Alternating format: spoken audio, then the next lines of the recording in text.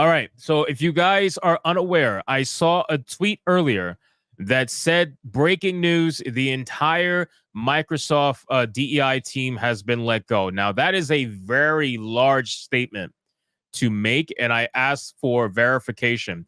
And some people gave me verification, and then that Park Place ended up writing an article about it.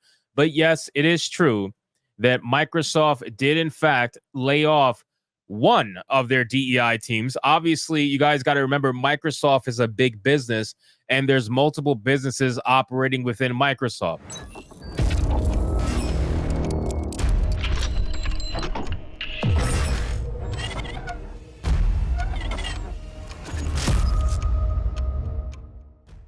So we don't know which team got, axed off. We have no idea. Obviously, you guys are aware that there's a DEI program within Microsoft that I think is called Gaming for Everyone, Gamers for Everyone. I really don't remember. All I remember is that there's this like psycho lady that's running the program. We don't know if it was that. We have no idea.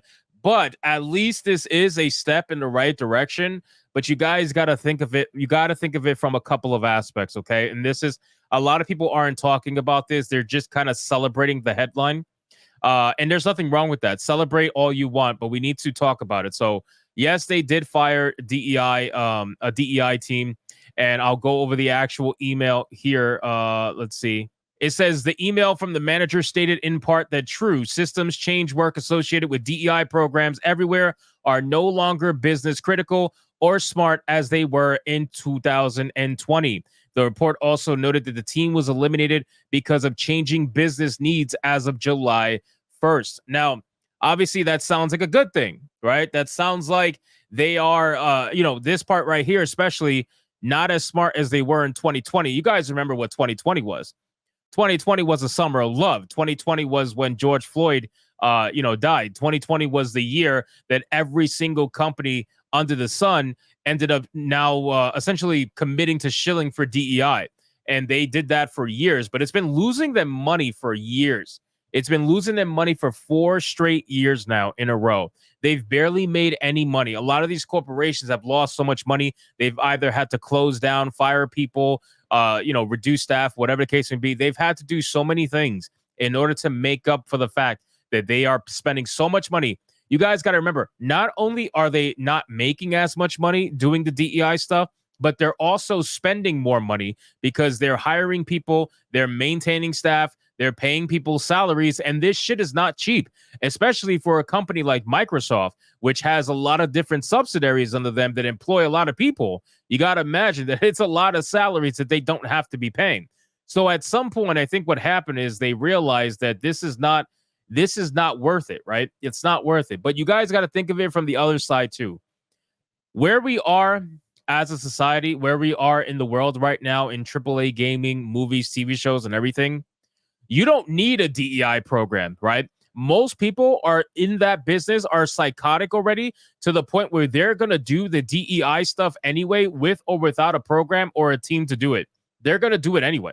Most of them, right? It's kind of like a cult at this point. So even if you remove the DEI teams, the rot that was made from the ideology of the DEI team is still in the company, and it's not going to go anywhere, right? It's going to keep going without the team.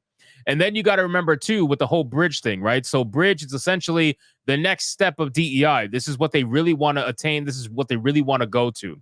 And all they're really doing, probably in my opinion anyway, is they're probably just shuttering the DEI team only for it to be replaced by something else later down the line. It's going to be renamed. That's what they always do with these things, right? They end up getting rid of the name that sounds bad, and they end up introducing a brand new name that people got to catch on to, and eventually they get pissed at that. Then they'll shutter that name, and then they'll come up with a new name, but it's all the same thing. It just keeps recycling and recycling and recycling over and over and over again.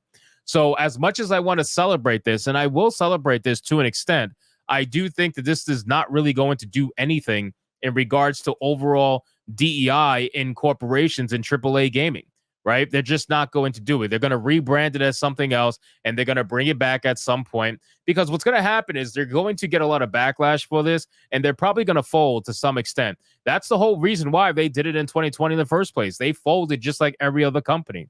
So we'll see what ends up happening with Microsoft, but Again, they're all getting fired by July 1st. And then it says, despite the team being scrapped, Microsoft spokesman Jeff Jones did commit the company to diversity and inclusion moving forward. Our D&I commitments remain unchanged. You see what I'm saying?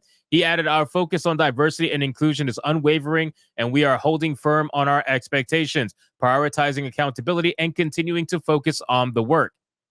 So again, it is clear that even though this particular DEI team got fired, they were probably so useless that they couldn't even make up an excuse for them to be employed. That's how bad they were, right? But they're going to continue to do this. It's not going to change in the slightest, right? And then keep in mind, guys, like I said, it must look really bad, right? Think about it from this point of view. Microsoft said from 2020 that they were going to double the amount of black people that they employ and also double the amount of black people that were in managerial, executive, all that stuff positions, right? They did that. And now think about it. If you're that person that got hired by Xbox and you're that person that got promoted within Xbox, and let's say you happen to be black, right? How would you feel if you know that you were hired because of that program and now they're getting rid of that program because they're deeming it as not necessary? How do you think that probably makes the person who got hired for DEI feel, right? Because eventually at some point, they're probably going to feel like they're not going to be necessary anymore, which is probably going to happen. They're going to feel like they're not going to be necessary anymore, and they're going to get, it must make them feel like shit. It really must make them feel like shit. Now, don't get me wrong. There's some people that are perfectly fine for it, right? They're not going to care. They're going to be like, well, I don't care. I got my job. I'm good. You know, I'm getting paid and it doesn't matter. But you got to think eventually at some point, you're going to feel some certain way. You can only pretend to be okay with being a DEI hire for so long. But some people will double down, triple down and all that. This is the woman I was talking about. Okay, so gaming for everyone, right? This is the psychopath, Katie Jo Wright. I remember making a video on Katie Jo Wright a long time ago where we were talking about this program that she made called Gaming Xbox Head Gaming for Everyone, right? Let's talk about it. This commitment was made evident when the company rolled out its Gaming for Everyone product inclusion framework earlier this year.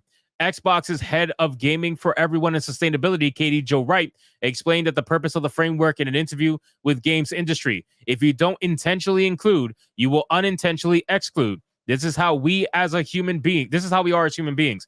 There is no shame in that. If you want to include, you have to be intentional about that. And again, they all look the same, right? They all literally look the same. I feel like this should be called gaming for no one because this is really what it is, right? When you try to include everybody and everything, that's never good. Like you're never making something for anyone. You might as well not make anything at that point because you're always going to piss off somebody. And once you piss off somebody, it's going to trickle down. It just always is. There should be a certain customer base that you should be trying to adhere to, and then let that customer base include people, right?